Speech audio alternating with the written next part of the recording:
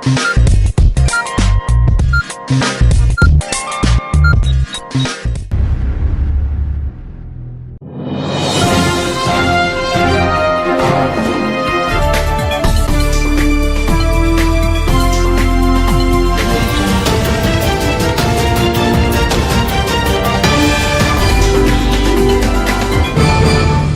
अर्ज़ है एडीएन उर्दू खबरनामे में आपका खैर मकदम। नाजरीन, मैं हूं मसरत पटेल।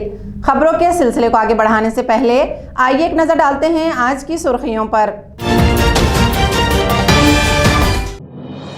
शिवसेना के मुतबादिल की तलाश में दलित सियासी जमातों पर डोरे डाल रही है बीजेपी। मरकजी वजीर डॉक्टर भागवत करार ने शुरू की नाश्ता डिप्लोमेसी।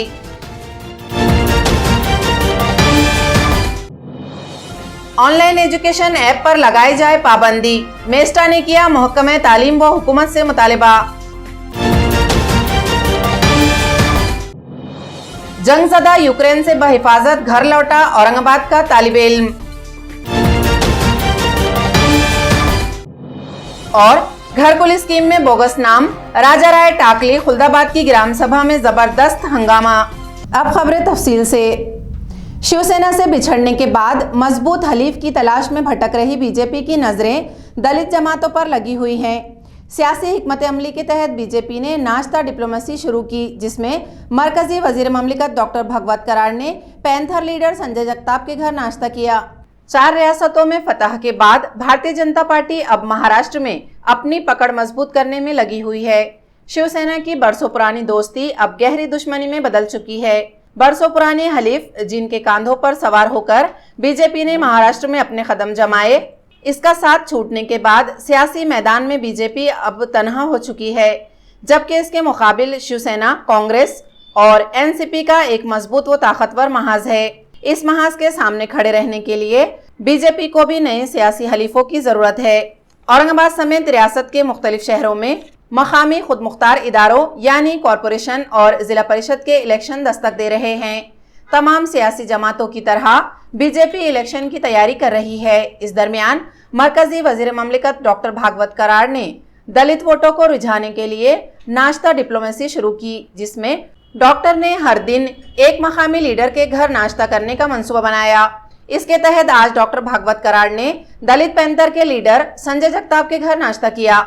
नाश्ते के दौरान इनके दरमियान कॉरपोरेशन इलेक्शन पर बातचीत की इत्तला है। औरंगाबाद म्यूनिसिपल कॉरपोरेशन इलेक्शन के लिए member assembly Atul Save, doctor Bhagwat Karad और संजय केनेकर को जिम्मेदारी सौंपी गई है। इस जिम्मेदारी को निभाने के लिए डॉक्टर भागवत करार हिकमत अमली तैयार करने में लगे हैं। नाश्ता डिप्लोमेसी इस हिकमत अमली का एक हिस्सा माना जा रहा है। आज संजय जगताप के घर नाश्ते के मौके पर गौतम खरात, कड़ूबा गौली, श्याम भारसाखड़े, राजू शिंदे, जालिंधर शेंडगे वगैरह भी मौजूद थे। आज डॉक्टर भागवत करार साहेब सदिच्छा भेट म्हणून आणि माझ्या मुलाचा वाढदिवसानिमित्त भेट द्यायला आले होते आणि दलित पॅंथरच्या वतीने त्यांचं स्वागत करण्यात आलेलं आहे। शहराच्या विकासासाठी त्यांना निवेदन दिलेले आहे की शहरात खूप खड्डे वाढलेले आहेत, रस्त्याकडे ध्यान द्यावं म्हणून ते सुद्धा त्यांनी लक्ष घालावं अशी त्यांना विनंती केलेली आहे। त्याचप्रमाणे बँकेचे लोक मागासवर्गीयांचं उद्दिष्ट पूर्ण करत नाहीत। महात्मा फुले विकास महामंडळ, BIC, कलेक्टरने त्यामध्ये लक्ष घालावं म्हणून त्यांना ही सुद्धा विनंती केली आहे। ऑनलाइन एजुकेशन ऐप के जरिए तलबा को धोखा दिया जा रहा है। तलबा को इस नुकसान से बचाने के लिए Maharashtra English school teacher association ने ऑनलाइन ऐप पर पाबंदी लगाने का मुतालिबा किया है। महाराष्ट्र इंग्रजी शाळा संस्थाचालक संघटना मेस्टाच्या वतीनं आज एक निवेदन घेऊन आम्ही माननीय शिक्षण मंत्री महोदयाकडे जाणार आहोत आणि त्या निवेदनाद्वारे शिक्षण मंत्र्याला आम्ही आणि सर्व सरकारला आणि शिक्षण प्रशासनाला सुचवू इच्छितो की महाराष्ट्रामध्ये आतापर्यंत इंग्रजी शाळा ह्या बदनाम करून ठेवण्याचं काम आतापर्यंत झालेलं आहे, परंतु खऱ्या अर्थानं नफेखोरी करणारे, जे ऑनलाईन शिक्षण पुरवून पालकांची व विद्यार्थ्यांची फसवणूक करणारे व शासकीय धोरणाची पायमल्ली करणारे हे दिवसाढवळ्या पालकांना लुटत आहेत। हजारो रुपये त्या ऑनलाईन शिक्षणाच्या नावाखाली पालकांकडून लुटत आहेत आणि अभ्यासक्रम देखील हा शासकीय नियमाप्रमाणे देत नाहीत। त्यामुळे विद्यार्थ्यांची शैक्षणिक फसवणूक होते, पालकांची आर्थिक लूट होते आणि जर थांबवायची असेल तर या महाराष्ट्रात सुरू असलेले सगळे ऑनलाईन ॲप हे बंद करण्यात यावे ही मागणी घेऊन आज आम्ही या अधिवेशनामध्ये जाणार आहोत शिक्षण मंत्री महोदयाकडं. त्यांनी याच्याकडे लक्ष द्यावं, अन्यथा महाराष्ट्र इंग्रजी शाळा संस्थाचालक संघटना मेस्टाच्या वतीनं आम्ही रस्त्यावर उतरून सगळे संस्थाचालक कडाडून या गोष्टीला विरोध करू व शासनाचाही विरोध करू. राष्ट्रीय लोक अदालत में इल्तिवा में पड़े हुए मुख्तलिफ मुकदमात निपटाए गए। लोक अदालत का एहतमाम Aurangabad district legal service tribunal ने किया था। कोरोना के वबाई दौर और लॉकडाउन के बाद दूसरी मर्तबा लोक अदालत मुनक्किद की गई थी, जिसमें मुख्तलिफ मुकदमात की समाअत हुई और फौरी फैसले जारी किए गए। 2018 में मिटमिटा रोड पर सड़क हादसे में एक शख्स की मौत हुई थी। इसके बाद से इसकी बेवा इंश्योरेंस के लिए अदालतों के चक्कर काट रही थी। लोक अदालत में इसके हक में फैसला सुनाया गया और इसे 1 करोड़ 25 लाख रुपए इंश्योरेंस देने का फैसला सुनाया गया। एडवोकेट विजय सरोदे ने एडीएन से बात करते हुए लोक अदालत के फैसलों की तफसील बताई। 2018 मध्ये डिंपल कुलकर्णी यांचे पती पराग कुलकर्णी यांचा मोटर अपघातामध्ये मृत्यू झाला होता। ते बजाज फायनान्स कंपनीमध्ये एरिया मॅनेजर होते आणि त्यांना दरमहा जवळजवळ 1.5 लाख रुपये पगार होता। संध्याकाळी ते ड्युटी संपवून घरी जात असताना त्यांच्या कार आणि ट्रकचा अपघात होऊन त्याच्यामध्ये ते गंभीर जखमी होऊन मयत झाले होते आणि सदर मयताचा वय फक्त ॲक्सिडेंट झाला त्यावेळेस फक्त 32 वर्षाचं होतं। मयत झाल्यानंतर त्यांची जी वारस पत्नी आहे डिंपल कुलकर्णी, त्यांची आई आहे पुष्पाबाई कुलकर्णी आणि वडील रामचंद्र कुलकर्णी यांनी माझ्यातर्फे म्हणजे मी ॲडव्होकेट सरोदे BC माझ्यातर्फे कोर्टामध्ये दावा दाखल केला। आम्ही सदरचा दावा हा 2,23 लाखाचा दावा दाखल केला होता, ज्याच्यामध्ये future prospect, loss of income, पगाराचं इन्कम हे सर्व त्याच्यामध्ये पकडलं होतं। परंतु इन्शुरन्स कंपनीने विनंती केल्यानुसार सदरचा दावा हा 1,25 लाख रुपये देण्यामध्ये ते तयार झाले आणि संबंधित पक्षकार आणि आमच्यामध्ये चर्चा होऊन पक्षकारांना विचारल्यानंतर ते सुद्धा 1,25 लाख रुपये कंपनीकडनं घेण्यासाठी तयार झाले आणि सदरचा दावा आज राष्ट्रीय लोक अदालतमध्ये पूर्ण महाराष्ट्रामध्ये हा असा पहिला दावा आहे की तो आज निकाली लागत आहे आणि संबंधित कंपनीकडनं संबंधित पक्षकारांना 1,25 लाख हा मयताच्या वारसांना हा देण्यात येतो। पॅन्डेमिकच्या 2 वर्षाच्या कालावधीनंतर ही पहिली लोक अदालत आहे, राष्ट्रीय लोक अदालत, आणि ह्या लोक अदालतमध्ये हा पहिला असा दावा आहे तो 1,25 लाख रुपये इंश्योरेंस कंपनीकडनं क्लेमंटला मिळतो। रूस और यूक्रेन की भयानक जंग में फंसा औरंगाबाद का एक तालिब इल्म इंतहाई दुश्वार गुजार और ख़तरनाक सफ़र तय करके बहिफाजत अपने घर लौटा। इसकी वापसी पर इसके रिश्तेदारों में खुशी का माहौल है। बजाज नगर का साकिन 31 साला सचिन बच्चा प्रसाद सिंह तिब्बी तालीम के लिए यूक्रेन में गुज़िश्ता 2 साल से रह रहा था। 24 फरवरी को रूस ने यूक्रेन पर हमला कर दिया। हजारों तलबा की तरह सचिन भी जंगज़दा यूक्रेन में फंस गया। रोमानिया की सरहद तक बहिफाजत पहुंचने के लिए उसने पैदल, रेलवे और बसों में इंतहाई खतरों के दरमियान सफर किया। रोमानिया यूक्रेन की सरहद पार करके वो रोमानिया में दाखिल हुआ। यहाँ से फ्लाइट के जरिए दिल्ली और फिर औरंगाबाद पहुंचा। एडीएन से बात करते हुए उसने अपने खौफनाक सफर की रुदात सुनाई। तहसीलदार विजय चौहान, सर्कल ऑफिसर लक्ष्मण गाड़ेकर और तलाटी वगैरह ने भी सचिन के घर पहुंचकर इसका इस्तकबाल किया और हालचाल दरियाफ्त किया। सचिन की वापसी पर इसके रिश्तेदारों में जश्न का माहौल है। वॉर स्टार्ट हुआ था तब हम पहले पोलैंड बॉर्डर के लिए निकले, पर उधर एंट्री नहीं मिला तो फिर हम 2 दिन तक रुके उधर, फिर वापस आ गए हॉस्टल। फिर हम बस के थ्रू रोमानिया बॉर्डर पार किए, फिर उधर हम 4 दिन स्टे करने के बाद ये 5 मार्च को फ्लाइट से इधर मुंबई आ गए, फिर 6 मार्च को घर पे आ गए। कुछ नहीं, वही तकलीफ हुआ थोड़ा, पोलैंड बॉर्डर पे हम खड़े थे माइनस टेम्परेचर में, तो आसपास के जो फ्रेंड्स थे वो तबीयत भी ख़राब हो गई थी उनकी, बहुत किसी को चक्कर आ रहे थे। यहाँ पे बहुत खुशी हो रहा है, सेफ फील हो रहा है इधर आके। काफ़ी घर वाले का भी बहुत टेंशन था कि कब आएगा।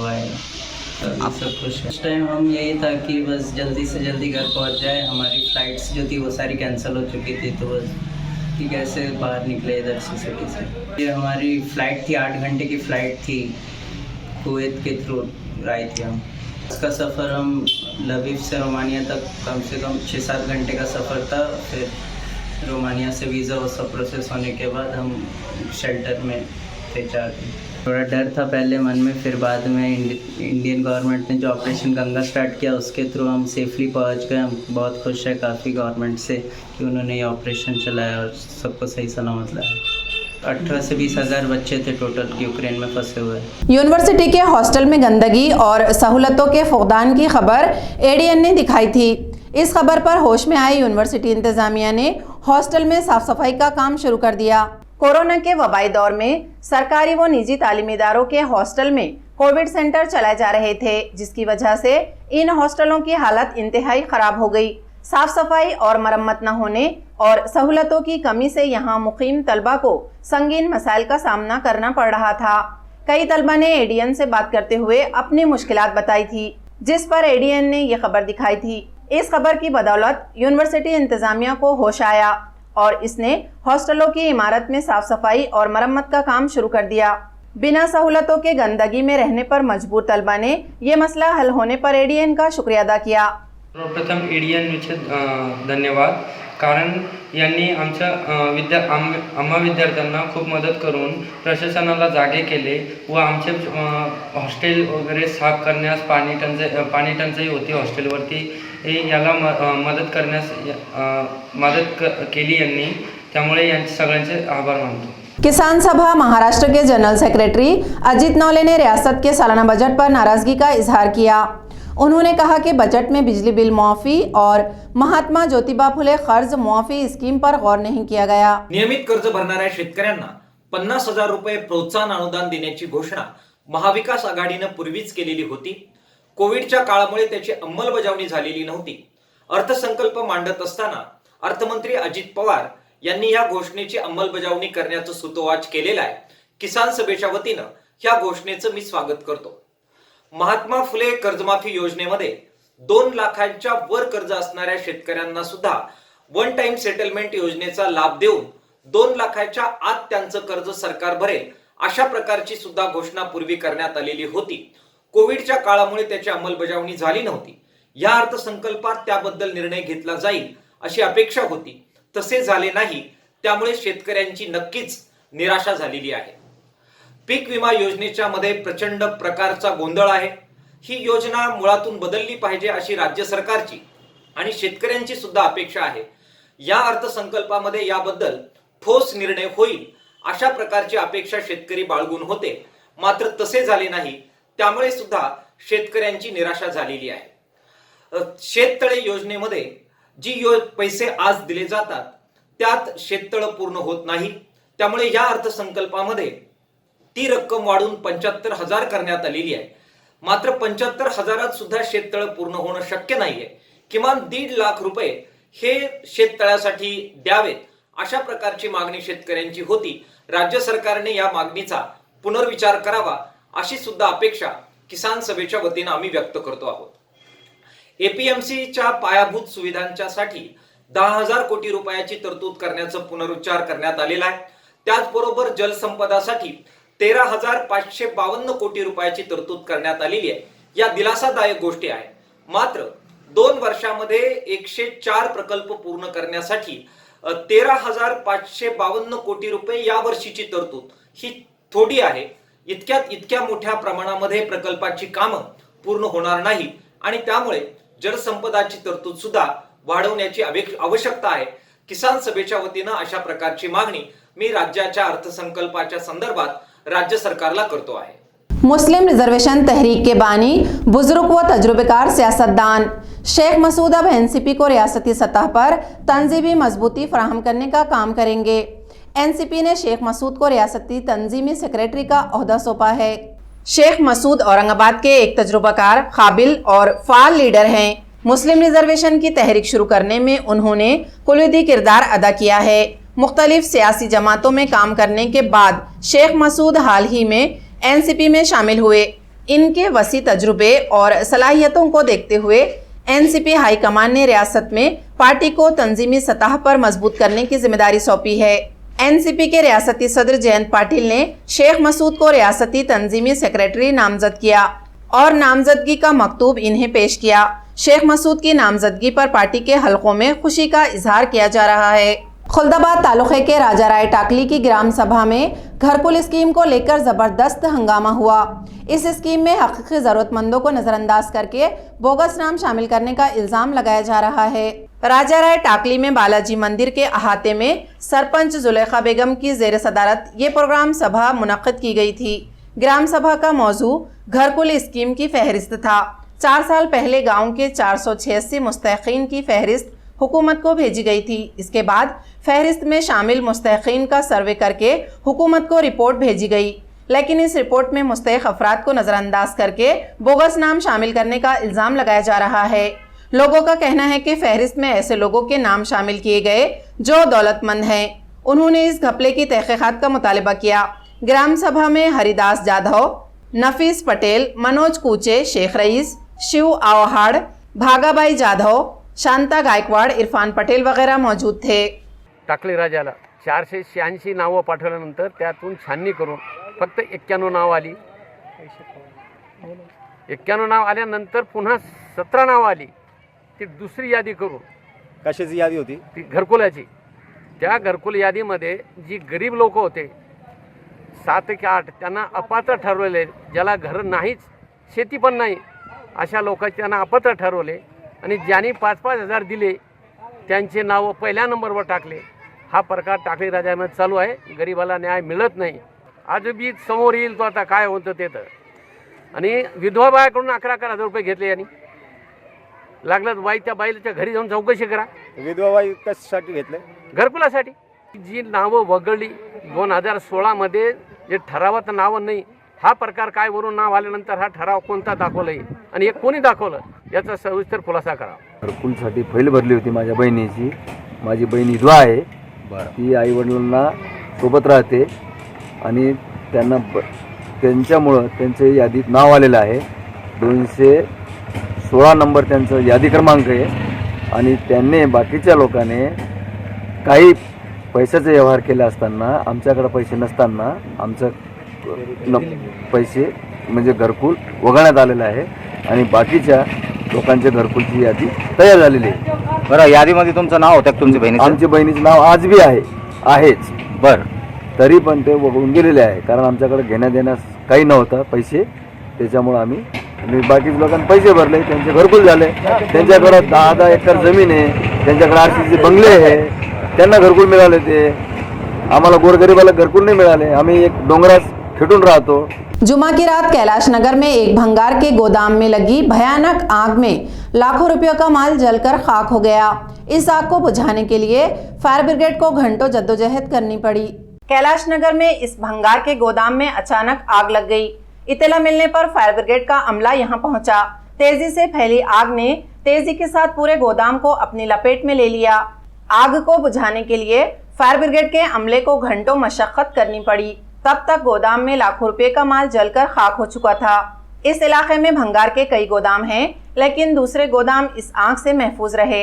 थोड्या वेळापूर्वी म्हणजे 8:30 ते 9:45 दरम्यान मराठवाडा स्क्रॅप सेंटर या ठिकाणी आग लागलेली आहे अशी आम्हाला माहिती मिळाली। आम्ही तात्काळ या ठिकाणी पोहोचलो। फायर ब्रिगेडवाल्यांना सुद्धा बोलावून घेतलं।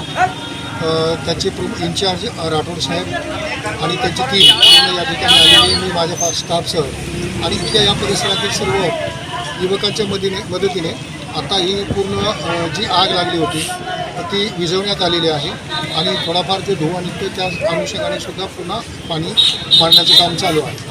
आगीचं नेमकं काय कारण आहे हा तपासाचा भाग आहे आणि नंतर आम्ही त्या अनुषंगाने माहिती घेऊ शकतो। म्हणजे शॉर्ट सर्किट किंवा गॅस सिलेंडरचा स्फोट वगैरे झाल्यामुळे, आता ते स्क्रॅपचंच असल्यामुळे गॅस सिलेंडर वगैरेमध्ये आहेत, त्याच्यामुळे नेमकं आगीचं काय कारण आहे हे काय अद्याप कळू शकलं नाही। परंतु ते तपासामध्ये ते निष्पन्न होईल। कुठली जीवितहानी वगैरे नाही आहे। बाकी फक्त थोडंसं स्क्रॅप भंगार वगैरे थोडंसं जळलेलं आहे। फार मोठी हानी वगैरे काही झाली नाही। संत एकनाथ सृष्टि उत्सव 17 से 23 मार्च के दरमियान मनाया जाएगा। श्री संस्थान एकनाथ मंदिर ट्रस्ट ने प्रेस कॉन्फ्रेंस में उत्सव की तफसील बताई। आपल्याला सर्वांना कल्पनाच आहे की 17 मार्च 2022 पासून आपल्या ह्या शहरामधील अतिशय जुने असे 400 वर्षाची परंपरा असलेले संत एकनाथ मंदिर नाथषष्ठी सोहळ्याची आयोजन आपण करत आहोत. या 8 दिवसाच्या कार्यक्रमामध्ये आपण सर्वांना विविध कीर्तनकार जे नावाजलेले आहेत त्यांच्या सर्वांच्या कीर्तनाचा लाभ घेता येणार आहे. त्याशिवाय पालखीचा जो सोहळा असतो तो सोहळाही आपण त्यावेळेस आयोजित केलेला आहे. तो सोहळा 23 तारखेला आपल्या इथे होणार आहे आणि ह्या कार्यक्रमाच्या बद्दल संपूर्ण या पत्रिकेमध्ये आपल्यासमोर मी मांडत आहे. हा जो कार्यक्रम आहे ह्याची सुरुवात आपण 17 तारखेला करणार आहोत. 17 तारखेला भावगीताचा कार्यक्रम आहे. भावगीताचा जो कार्यक्रम आहे तो सरला शिंदे यांच्या आलाप या कार्यक्रमाने त्या दिवशी आपण सुरू करणार आहोत. त्यानंतर 18 तारखेला कृष्णा महाराज अरगडे यांची कीर्तन सेवा आपल्याला लाभणार आहे. त्यानंतर 19 तारखेला हरिभक्त परायण श्री प्रवीण महाराज गोसावी हे जे नाथवंशज आहेत पैठण येथील त्यांची आपल्याला कीर्तन सेवा लाभणार आहे. ह्या सगळ्या कीर्तनांची जी सेवा आहे ही संध्याकाळी 7 ते 9 या दरम्यान आपल्या मंदिराच्या ज्या परिसर आहे जिथे आपण ही सगळी कार्यक्रमाची नियोजन केलेलं आहे तिथे हे सगळं घडणार आहे. रविवारी दिनांक 20 तारखेला सकाळी 9 वाजता हरिभक्त परायण कैलासवासी शिवस्वरूप श्री नारायणदेव बाबा वाकी यांची पालखी दिंडी ही आपल्याकडे येत असते. त्या दिंडीचं आपण स्वागत करतो. त्या दिंडीची आपण रीतसर मिरवणूक काढत पालखीचं आपण इथे स्वागत करतो. त्यांना रीतसर आपण त्यांचं मानपान देऊन ही पालखी पुढे दिंडी पैठणकडे रवाना होते. त्यानंतर हरिभक्त महाराज भागवत महाराज हे खानदेशचे आहेत ते त्या दिवशी वैकुंठ म्हणजे संत तुकाराम बीच हे जे आहे 23 तारखेला त्यावेळेस सकाळी 10 ते 12 ह्या दरम्यान हा कीर्तनाचा कार्यक्रम होणार आहे. त्यानंतरच रविवारी संध्याकाळी हरिभक्त परायण श्री ज्ञानेश्वर महाराज राऊत देवाची आळंदी यांच्या कीर्तनाचा आपल्याला लाभ मिळणार आहे. शिव जयंती महोत्सव के तहत औरंगाबाद जिला वकील महासंघ की जानिब से मुख्तलिफ प्रोग्राम मुनक्कद किए गए हैं. वकील संघ के सदर एडवोकेट संतोष पाथरीकर ने एडीएन से बात करते हुए महोत्सव की तफसील बताई. यावर्षी आपण मोठ्या प्रमाणात शिवजयंतीचा उत्सव साजरा केला. यामध्ये आम्ही 4 दिवस JPLचे मॅचेस ठेवले होते. त्यामध्ये सर्व न्यायाधीश, वकील, कर्मचारी, विशेषतः महिला न्यायाधीश यांच्या मॅचेस झाल्या. त्याला चांगल्या प्रकारे प्रतिसाद मिळाला व सर्वांनी खूप असा एन्जॉय केला. न्यायाधीश वर्ग व कर्मचारी वर्ग कामाच्या व्यापात व्यस्त असतो. सर्व कामकाज विसरून एकदम चांगल्या प्रकारे त्यांनी आपलं यात सहभाग घेतला. तसेच शिवजयंतीचा एक भाग म्हणून आम्ही काल जिल्हा न्यायालयाच्या प्रांगणामध्ये व्याख्यानाचं आयोजन केलं होतं. त्यामध्ये प्राध्यापक विजय गवळी यांचं व्याख्यान झालं. तसेच एक पोळ्याचाही कार्यक्रम ठेवला होता. सदरी कार्यक्रमास माननीय न्यायमूर्ती उच्च न्यायालय मेहरे साहेब हे उपस्थित होते. तसेच आमचे आदरणीय प्रधान न्यायाधीश श्रीपाद टेकाळे साहेब, तसेच महाराष्ट्र बार काउन्सिलचे अध्यक्ष VD साळुंके साहेब जे नुकताच त्यांना चेअरमनपदी त्यांची नियुक्ती आली त्यांचाही सत्कार जिल्हा वकील संघातर्फे करण्यात आला. त्यांच्यावर फार मोठी जबाबदारी आहे साळुंके साहेबावर. त्यांचे आम्ही वकील संघातर्फे सत्कार केला. तसेच सोबत या कार्यक्रमाला बार काउन्सिलचे मेंबर अमोलजी सावंत हे उपस्थित होते. सदरील कार्यक्रमाला आमच्या जिल्हा वकील संघातील शिवजयंती संयोजन समिती तसेच जिल्हा वकील संघ व सर्व कर्मचारी संघटना यांनी मोठ्या उत्साहाने मदत केली व सर्वांनी सहकार्य केले. त्यामुळे हा सदरचा कार्यक्रम यशस्वी होऊ शकला. व शिवरायांचे विचार हे सर्व माणसाच्या मनामनात जावे यासाठी आम्ही हा प्रयत्न करतो आहे. असंच हा जो कार्यक्रम करतो असंच आम्ही आंबेडकर जयंतीचाही मोठ्या प्रमाणात कार्यक्रम करणार आहोत आणि महापुरुषांचे विचार हे समाजामध्ये जावे यासाठी आम्ही हा प्रयत्न करतो. धन्यवाद. दौलताबाद और अब्दी मंडी के गिरदोनवाह में मौजूद फार्म हाउस, रिसोर्ट और होटल मालिकान को 31 मार्च तक टैक्स अदा करने की हिदायत की गई है. तहसीलदार ने एक मीटिंग में टैक्स अदा न करने पर सील करने की वार्निंग जारी की. तहसीलदार विजय चौहान ने दौलताबाद और अब्दी मंडी में बड़ी तादाद में मौजूदा फार्म हाउस, रिसोर्ट और होटल मालिकान के साथ मीटिंग में टैक्स अदा करने की हिदायत की. इंतजामिया के मुताबिक बड़ी तादाद में फार्म हाउस, रिसोर्ट और होटल मालिकान ने NA टैक्स अदा नहीं किया है. यहाँ 76 फार्म हाउस, होटल्स और रिसोर्ट हैं जिनमें 22 था 24 ने ही टैक्स अदा किया है. तहसीलदार चौहान ने इंतबाह दिया कि 31 मार्च तक टैक्स न भरने पर फार्म हाउस और रिसोर्ट वगैरह सील कर दिए जाएंगे. खबरें खत्म करने से पहले आइए एक बार फिर नजर डालते हैं आज की सुर्खियों पर. शिवसेना के मुतबादिल की तलाश में दलित सियासी जमातों पर डोरे डाल रही है बीजेपी. मरकजी वजीर डॉक्टर भागवत कराड़ ने शुरू की नाश्ता डिप्लोमेसी.